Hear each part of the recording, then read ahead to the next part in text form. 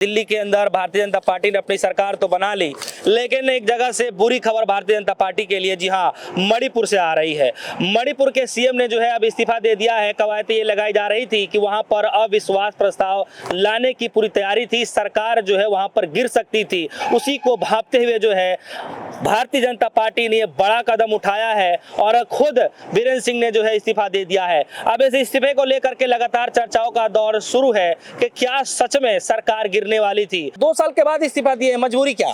देखिए श्रीमान जी, जहां तक इस घटनाक्रम की बात कर रहे हैं, मणिपुर के जो हालात है वो हालात सबको पता। पिछले लगभग 2 साल से मणिपुर जल रहा, विपक्ष भी अपना रोल प्ले कर रहा और खास तौर से पूरे हिंदुस्तान, और हिंदुस्तान में नहीं, मैं तो कह रहा हिंदुस्तान के बाहर से भी ऐसी आवाजें आ रही जिस तरीके से मणिपुर में घटनाएं घट रही और मणिपुर में जिस तरीके का दबाव था।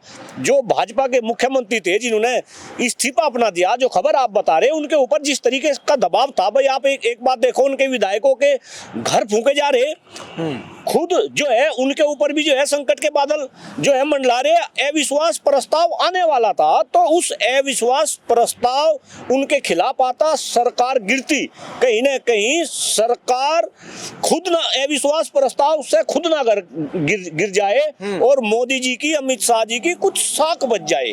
तो इसी वजह से ये घटनाक्रम हुआ और अब मुझे ऐसा लग रहा कि मणिपुर के अंदर जो है राष्ट्रपति शासन लागू होगा और राष्ट्रपति शासन लागू होगा तो कहीं ना कहीं केंद्र की सरकार अब मणिपुर को चलाएगी। तो अपने आप में बहुत ही जो है गंभीर, और खास तौर से मैं तो भाई हिंदुस्तान के 143 करोड़ लोगों से निवेदन कर रहा कि मणिपुर भले ही छोटा राज्य हो लेकिन मणिपुर के ऊपर सब लोग नजर रखे, वहां पे देखे किस तरीके के घटनाक्रम चल रहे और कैसे पिछले लगभग 2 साल से मणिपुर की अंदर जो है त्राहिमाम मच रहा। भाई मणिपुर हिंदुस्तान का ही अंग है। मणिपुर में कहीं जो है पाकिस्तानी, खालिस्तानी या अफगानिस्तानी नहीं रहते, वे भी हिंदुस्तान के लोग हैं।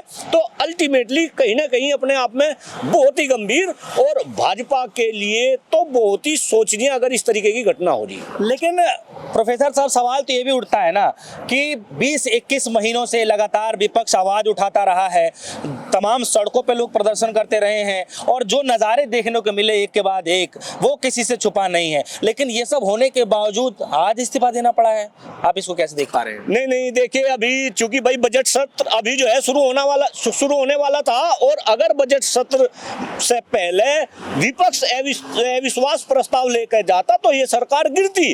तो सरकार विपक्ष ना गिरा दे तो इससे बढ़िया तो आप अपनी इज्जत बजा के जो है और इसमें राष्ट्रपति शासन लागू करवा लो। ये तो हर कोई इंसान इस बात को समझ रहा। रही मणिपुर के अंदर, भाई मणिपुर के अंदर जिस तरीके की घटनाएं पिछले लगभग 2 साल से हो रही, आप एक बात बताओ, इतने दंगे, इतने लोग मारे गए, विधायकों के घर फूंक दिए गए और महिला फौजी जो जिनके पति जो है महिला के जो है फौजी थे उनको जो है निवस्त्र करके जो है घुमा दिया गया और वीडियो जो है वायरल हुई और देश के प्रधानमंत्री को हर कोई कह रहा कि मणिपुर जाए, मणिपुर जाए। क्यों भाई, मोदी जी तो अभी भी जो है विदेश में चले गए, मणिपुर क्यों नहीं जाते? आखिर मणिपुर पे बात करना क्यों नहीं चाहते? मैं फिर कह रहा, मैं सरकार से कह रहा, मैं देश के प्रधानमंत्री और देश के गृह मंत्री से कह रहा कि क्या मणिपुर हमारा नहीं है? क्या मणिपुर जो है हिंदुस्तान का जो है अभिन्न अंग नहीं है? तो आप मणिपुर के साथ में ऐसा क्यों कर रहे हैं जब आप बड़ी बड़ी समस्याओं का निदान कर रहे हैं? आपने जो है जम्मू कश्मीर में धारा 301 पे धारा 370 हटा दी, तो क्या आप पे जो है मणिपुर का सोल्यूशन नहीं? आपको ऐसा क्यों लगता है कि वहां पे अविश्वास प्रस्ताव लाने वाले थे या फिर लाते तो सरकार गिर ही जाती? आपको ऐसा कैसे विश्वास है इतना कि? भाई आप एक बात बताओ, एक तो विपक्ष और ये तो जो इनके सत्ता पक्ष के भी लोग हैं वे भी कहीं ना कहीं जो है इनके विरोध में आ रहे। भाई सच्चाई छिप नहीं सकती किसी के छिपाने से और खुशबू आ नहीं सकती कागज के फूलों से। अब तो मणिपुर की सच्चाई सबको पता चल रही। जो इनके विधायक है, भारतीय जनता पार्टी के जो विधायक है, जो सरकार में है, एक बात बताओ भाई, जान है तो जान है, उनकी भी जान पे बंधी, उनके घर फूंके जा रहे, घरों से उनका निकलना जो है मुश्किल हो रहा। तो कहीं ना कहीं अगर अविश्वास प्रस्ताव आता तो डॉक्टर कुलदीप मलिक का मानना है कि सत्ता पक्ष के विधायक भी कहीं ना कहीं सरकार के खिलाफ जाते और सरकार के खिलाफ जाते तो सरकार गिरती। तो अपनी कहीं ना कहीं की थोड़ा बहुत इज्जत बची रहे, नाक बची रहे, इस तरीके का ये घटनाक्रम अब हुआ। और मैं तो कह रहा कि मुख्यमंत्री जी को तो अब से जो है सालों पहले जो है इस्तीफा दे देना चाहिए था।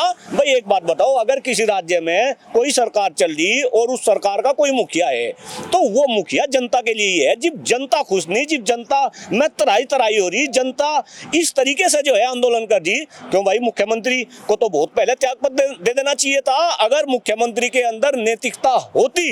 लेकिन अब मुख्यमंत्री को ऐसा लगने लगा कि भाई अब तो केवल और केवल यही रास्ता है कि लेकिन जब संसद के अंदर हंगामा मचा, बहुत सारी चीजें देखने को मिली, तो खबरें ये चलने लगी कि खुद जो है अमित शाह जी ने जो है इस्तीफा लेने से मना कर दिया था, कि उन्होंने बोला कि इस्तीफा देने की जरूरत नहीं है। क्या ऐसे भी बातें थी? नहीं, एक्चुअली भारतीय जनता पार्टी की इस मामले में जो स्ट्रेटजी लग रही है, उनको ऐसा लग रहा था कि जैसे जैसे समय बीतता जाएगा तो सिचुएशन कुछ ना कुछ नॉर्मल होती जाएगी। देखिए, समय अपने आप में एक बहुत बड़ा हथियार है और बहुत सारी जो समस्याएं हैं उनका सॉल्यूशन जो है समय भी जो है कर देता है। लेकिन उस तरीके का कुछ मणिपुर में हुआ नहीं। दिन पे दिन मणिपुर के हालात जो है खराब होते जा रहे हैं और खास तौर से जो मीडिया का रोल है। भाई एक बात बताओ, मणिपुर में क्या चल रहा, मीडिया तो उसे दिखा नहीं रही, लेकिन हम और आप जैसे तो जो है जागरूक लोग हैं, सारी की सारी सूचनाएं जो है आ रही।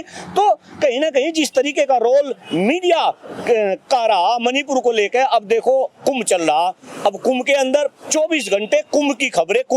क्यों भाई, आप कुंभ की खबरें अगर दिखा रहे वो भी आप दिखाओ, लेकिन साथ साथ मणिपुर में क्या चल रहा, किस तरीके से जो है वहां 2 साल में कैसे कैसे वहां पे घटनाएं घट रही।